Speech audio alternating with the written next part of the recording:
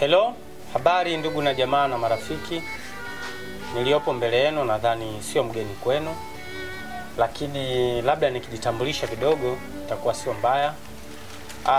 Mimi ni Director Cartoons, ni mwongozaji na ni mwandishi wa series na short film.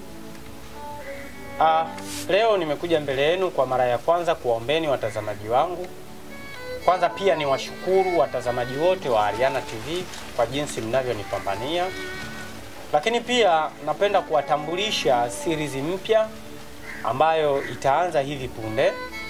Ninachowaombeni watazamaji wangu kusubscribe, kucomment na kulike.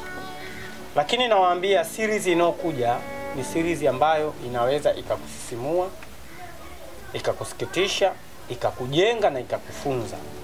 Kwa sababu tumezoea kuangalia tu series za kawaida, lakini hii ni tofauti kidogo.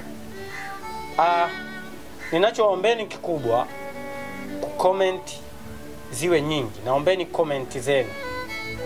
Naombeni comment. Kwa kuwa siwezi kujua wapi ninapokosea, wapi ninapopatia.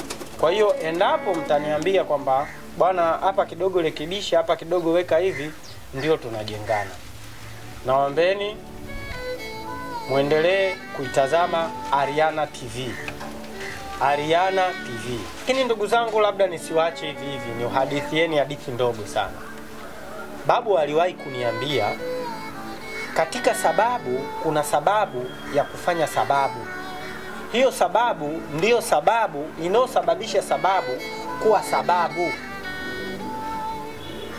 Ukifanya kwa sababu ni kwa sababu imesababishwa na sababu.